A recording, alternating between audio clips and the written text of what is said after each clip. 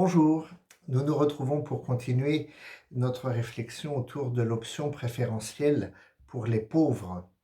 Nous l'avons vu à travers le message du pape François pour la Journée mondiale des pauvres, en ouvrant l'Écriture sainte, et aussi dans la doctrine sociale de l'Église, qui est une partie du magistère.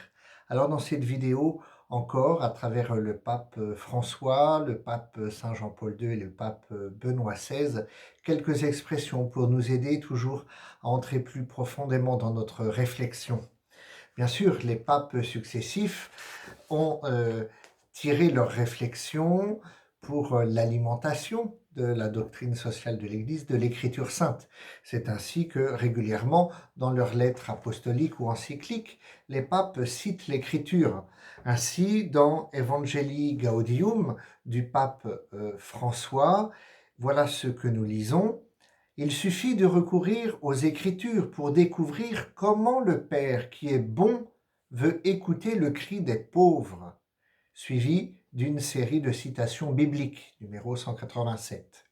Dans Laudato Si, encore, du pape François, il évoque le texte du Lévitique au chapitre 19, particulièrement les versets 9 et 10, qui demande au moissonneur de ne pas ramasser les fruits tombés dans son verger parce qu'ils doivent être abandonnés aux pauvres et à l'étranger. Laudato Si numéro 71. Dans Evangelii Gaudium, numéro 187, le pape François rappelle que selon la première lettre de Saint Jean, chapitre 3, verset 17, il est impossible d'aimer Dieu et de fermer ses entrailles au frère qui est dans la nécessité. Et que selon l'apôtre Saint Jacques, dans sa lettre, chapitre 5, verset 4, c'est le salaire dont vous avez frustré les ouvriers qui crient vers le Seigneur. Vous retrouvez cette citation dans Evangelii Gaudium au numéro 187. Alors oui, dans le même texte du pape François, nous découvrons que le Christ porte les pauvres dans son cœur.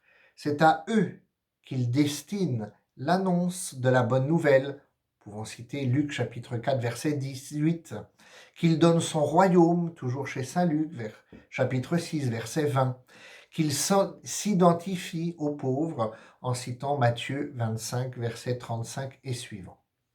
Oui, un lien inséparable existe entre notre foi et les pauvres, les petits.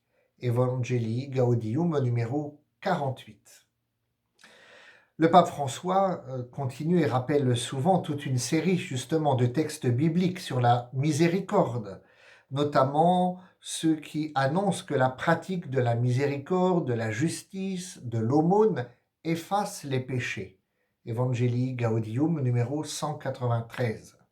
Et si elle est prioritaire, alors cette option préférentielle pour les pauvres n'est pas pour autant exclusive, écrit toujours le pape François, et discriminatoire à l'égard d'autres groupes. Elle n'implique pas un rejet ou un désintérêt à l'égard de ceux qui ne seraient pas pauvres, mais elle souligne clairement que les pauvres, les personnes pauvres, ont droit à la première place dans les préoccupations des croyants. Oui, l'Église nous invite tous, nous qui croyons au Christ, qui voulons l'imiter et être ses disciples, nous sommes invités à manifester de manière concrète et en tout lieu cet amour préférentiel pour les petits et les pauvres. Une telle option n'est pas réservée à quelques-uns. Elle concerne tous les chrétiens. Elle concerne la vie de chacun d'entre nous. Et là, c'est le pape Jean-Paul II qui l'écrit dans sa lettre Solicitudo Rei Socialis, du pape Jean-Paul II, au numéro 42. Cela concerne la vie de chaque chrétien. En ce sens, elle n'est pas une option facultative, mais un choix auquel tout croyant est invité. Elle relève en quelque sorte de la vocation chrétienne, l'appel partagé par tous, même si chacun, personne ou groupe, y contribué de manière spécifique et même différenciée. Alors le pape François, toujours dans Evangelii Gaudium, au numéro 188 et 201, insiste spécialement sur le fait qu'il ne s'agit pas justement d'une mission réservée seulement à quelques-uns, que personne ne peut se sentir exempté de la préoccupation pour les petits, les pauvres et pour la justice sociale.